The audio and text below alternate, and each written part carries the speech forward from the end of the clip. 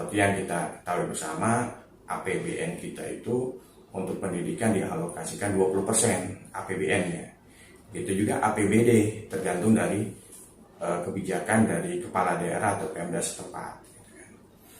Nah, ketika bantuan dari pemerintah itu dirasa kurang mencukupi kebutuhan yang ada di sekolah atau madrasah, khususnya negeri ini ya kita bicarakan, maka kita bisa menggunakan Permendikbud 75 tahun 2016 ataukah PMA yang di tahun 2020 tersebut. Aturannya juga harus ada tuh, dan yang mengatur itu semua adalah komite sekolah.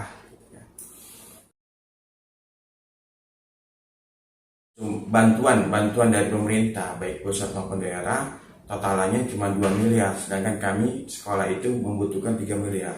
Kami berharap dari orang tua siswa bisa membantu, gitu kan, bisa membantu mencukupi kebutuhan itu. Bapak Ibu punya hak untuk mengkritisi apa sih kebutuhannya itu, supaya nanti bantuan dari Bapak Ibu melalui komite sekolah itu bisa all out, bisa habis-habisan. Bicara sumbangan ini memang nggak boleh ditetapkan angkanya, tapi harus berdasarkan kesepakatan para orang tua siswa.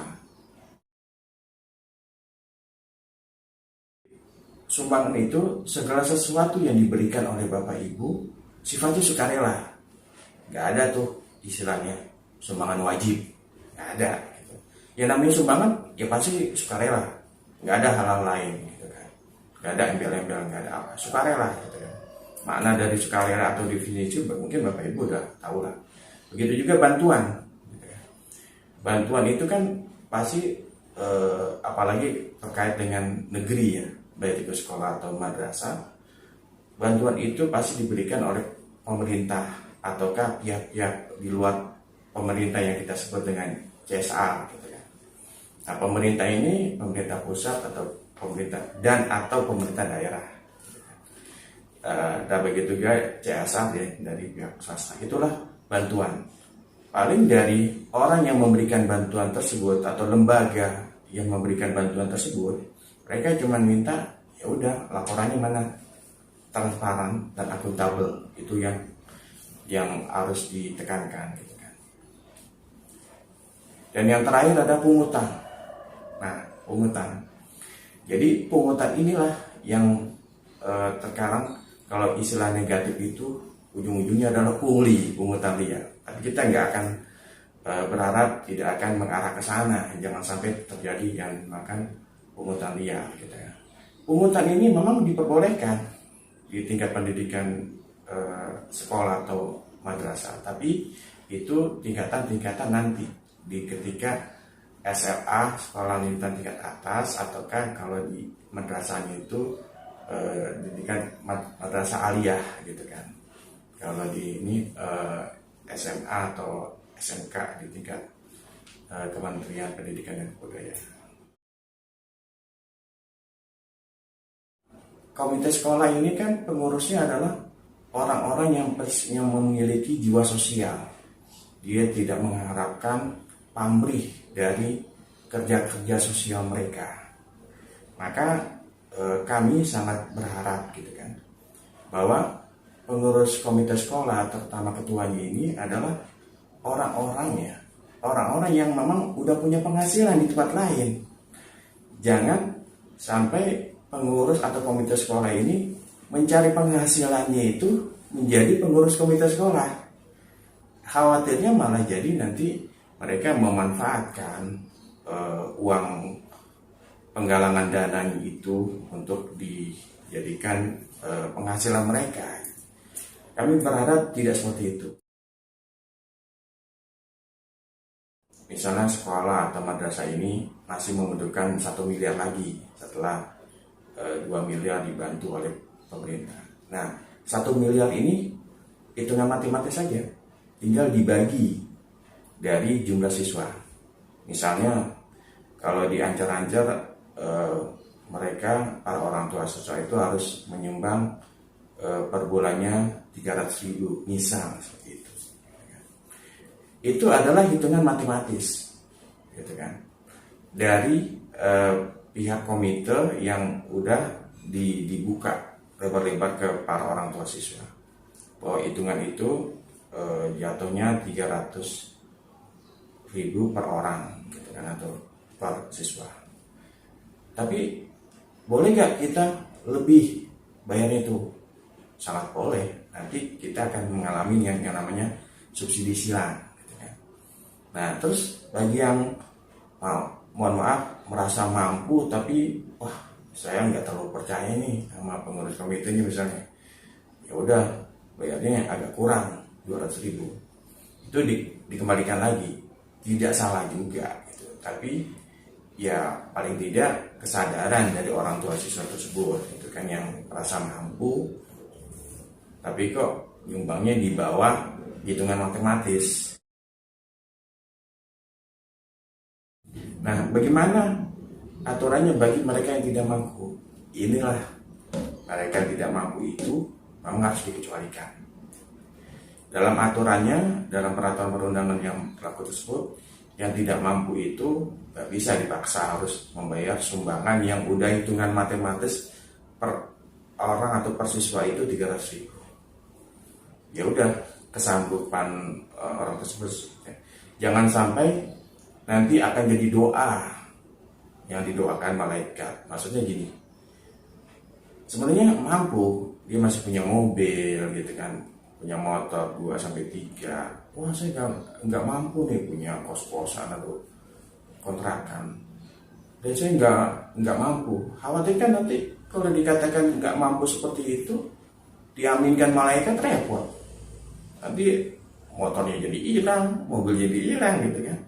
Dengan kalau seandainya keberatan dengan persiswanya 300.000 gitu kan, itu sampaikan aja gitu kan, apa yang menjadi keberatan.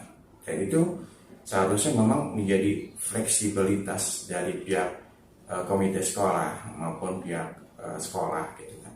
Nggak boleh ada sifat pemaksaan dalam pemberian sumbangan. Ya seperti yang tadi definisi awal, yang namanya sumbangan itu cukup satu, yaitu sukarela. Nggak ada embel-embel lain, apalagi image yang sekarang terkenal itu sumbangan berbau pungutan. Kalau pungutan masih diperbolehkan, sumbangan berbau pungli itu repot, gitu kan. Gitu. Nah, yang kedua, bagaimana sumbangan itu ya bisa dikritisi, jangan langsung dipatok oleh pihak komite. Bukan berarti pihak komite sekolah ini udah mensepakati dengan pihak sekolah, bukan begitu secara teknis. Di dalam aturannya itu yang mensepakati itu adalah orang tua siswa, para orang tua siswa dengan pihak sekolah atau dengan pihak yang diikutkan dengan komite sekolah itu sendiri, supaya ya intinya tidak ada pemaksaan di dalam sumbangan. Pungutan juga diperbolehkan. Pungutan seperti apa sih yang diperbolehkan itu? Gitu kan? Sekali lagi itu pungutan di tingkat SLTA atau SMA, SMK. Kalau tingkat madrasah namanya madrasah aliyah. Ya kita ikutin aturan aja yang udah pemerintah buat. Toh juga ujung-ujungnya juga bukan buat kepentingan apa sih istilahnya pribadi, tapi untuk kepentingan bersama. Ya kenapa kok asbabun nuzulnya pungutan itu diperbolehkan? Itu ada PP-nya, gitu kan. Terkait dengan sumbangan itu sebenarnya dibayarkan kemana sih, gitu kan? Banyak orang bertanya seperti itu. Ya pastinya sumbangan itu yang mengkoordinir adalah komite sekolah. Makanya ketika ingin melakukan penggalangan dana, ini kan yang namanya penggalangan dana ditujukan kepada orang tua siswa. Itu pengurus komite itu harus bikin proposal dulu nih, atau istilahnya kulonun dulu, minta izin dulu kepada pihak sekolah gitu. Jangan ujuk-ujuk langsung penggalangan dana ternyata entah itu proposalnya, izin dan sebagainya itu belum kompromi dengan pihak sekolah atau madrasah. Itulah yang diatur dalam Permendikbud maupun PMA gitu kan. Jadi setidaknya bukan berarti ketika pengurus komite sekolah melakukan penggalangan dana, pihak sekolah lepas cuci tangan atau gimana. Jangan seperti itu. Bahkan itu harus diketahui oleh pihak sekolah gitu kan. Nih ternyata komite sekolah ini ingin melakukan penggalangan dana untuk kebutuhan sekolah atau madrasah yang masih kurang. Nah contohnya gini, mungkin ada beberapa daerah yang udah dianggap mampu gitu. Di antaranya DKI Jakarta misalnya. DKI Jakarta itu nggak mengenal yang namanya sumbangan. Dengan APBD-nya yang fantastis gitu kan. Mereka udah bisa mengcover semua kebutuhan tingkat SD, SMP, SMA atau SMK gitu kan. Khususnya negeri. Bahkan mereka bisa memberikan hibah kepada pihak-pihak swasta dari Pemprov itu sendiri maupun kepada pihak hibahnya itu juga ada kepada pihak madrasah gitu kan. Sampai seperti itu.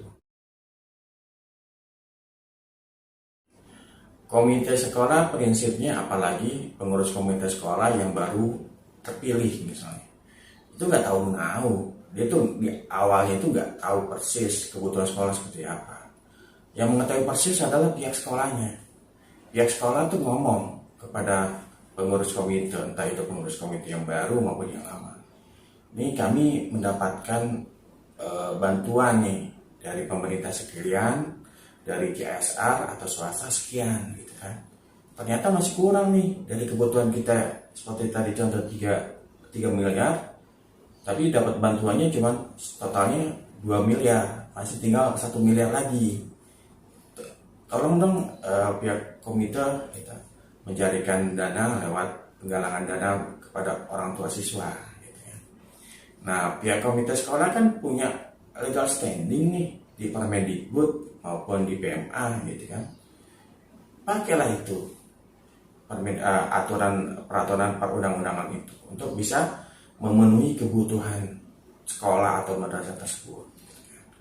Tapi ingat, makanya itu juga harus sesuai dengan aturan yang berlaku gitu kan. Jangan main serampangan gitu kan, jangan main asal macam-macam lah yang sudah bisa kita temukan sebenarnya.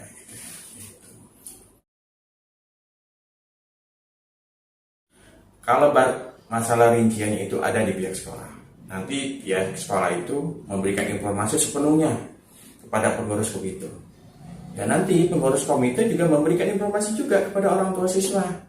Nih, kelas 1, mungkin kelas 1-nya itu kelas 1 SMP.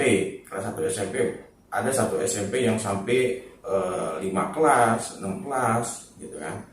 Misalnya kalau SMP itu berarti kan kelas 7 ya. Kelas 7A gitu kan. Nih, kita membutuhkan ini nih gitu kan. Sebab total keseluruhan itu dibutuhkan masih kurang 1 miliar lagi. Atau pola hitungannya itu ada berapa kelas di kelas 7 itu gitu kan. Nanti tinggal dibagi, paling dia tiap kelas itu harus ditargetkan penggalangan dana dengan cara sumbangan ya. Sumbangan sekali lagi bukan penggalangan. Nah, itu bisa mencapai minimal 1 miliar gitu. Dengan memberikan kesadaran kepada orang tua siswa. Ya setidaknya pihak pengurus komite sekolah ini minimal harus paham peraturan perundang-undangan. Minimal itu. Sehingga apalagi udah bisa tahu bahwa daerahnya ini kurang mencukupi kebutuhan pendidikan di daerahnya gitu kan. Itu harus didapatkan oleh si pengurus komite sekolah gitu kan, atau komite madrasah. Jadi itu di dalam aturan baik itu Permendikbud maupun PMA tiap tahun itu harus melapor kepada, laporannya kemana sih gitu kan? Ya harusnya kepada kepada orang tua siswa yang memberikan bantuan dari penggalangan dana ini. Laporannya seperti apa? Ya yang harus dibikin laporan tahunan, minimal tuh laporan tahunan. Kalau diaturannya sebenarnya tiap semester gitu kan, itu bisa lebih bagus. Tapi laporan tahunan seperti apa sih? Bagaimana sih secara teknis gitu kan? Ya kalau misalnya perlu diobrolin boleh gitu kan sekarang ini. Jadi intinya laporan-laporan itu minimal, kan biasanya di setiap sekolah itu ada mading sekolah, mading kelas gitu kan. Tempel aja di situ. Mungkin ditempelnya itu nggak secara detail. Kalau detail lebih bagus, tapi minimal ada garis besar secara global. Nah, bagi orang tua siswa yang ingin tahu detail seperti apa, itu hak mereka. Tapi bukan berarti mencari-cari kesalahan. Jangan. Kalau orang kan ketahuan tuh orang yang mencari-cari kesalahan dengan ingin tahu nih, biar supaya dengan dia mengetahui dia bisa nyumbang lebih banyak lagi gitu kan. Apalagi kalau pihak orang tua siswa udah sangat percaya atau udah mempercayai pengurus komite yang amanah gitu kan. Yang terpenting adalah amanah, transparan dan akuntabel gitu kan. Jadi istilah orang Betawi ya udah belak-belakan aja lah gitu kan. Toh ini adalah kerjaan sosial, nggak ada keuntungan sepeser pun. Udah kita mencoba untuk berkhidmat pada rakyat.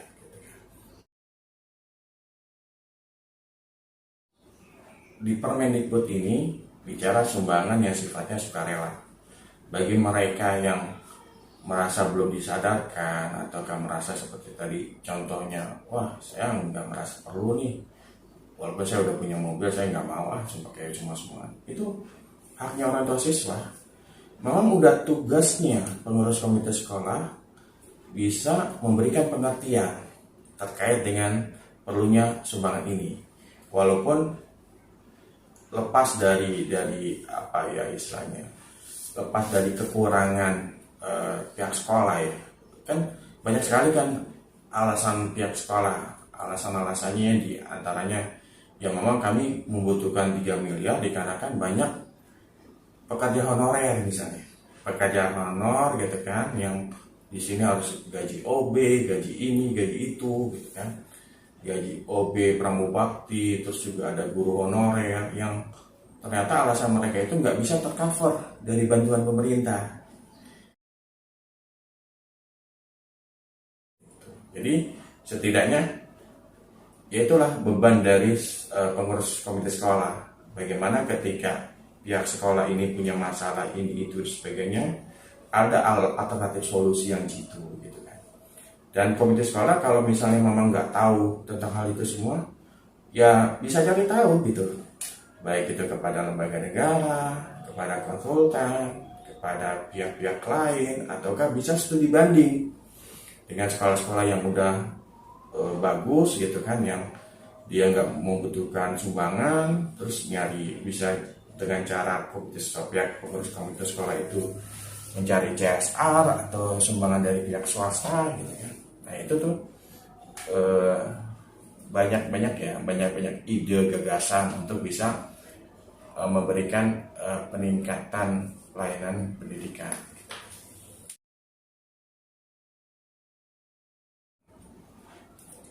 Bagi Bapak Ibu yang menjadi orang tua siswa yang anak Bapak Ibu udah masuk negeri, baik itu di tingkat SD, SMP, SMA atau ibtidaiyah, sanawiyah dan aliyah, negeri, khusus negeri ini ya. Kenapa kita fokuskan pada negeri? Karena negeri ini udah mendapatkan bantuan dari pemerintah, baik itu pemerintah pusat maupun pemerintah daerah. Bahkan ada juga yang negeri itu, sekolah negeri atau madrasah negeri ini juga mendapatkan CSR juga gitu kan, dari bantuan swasta.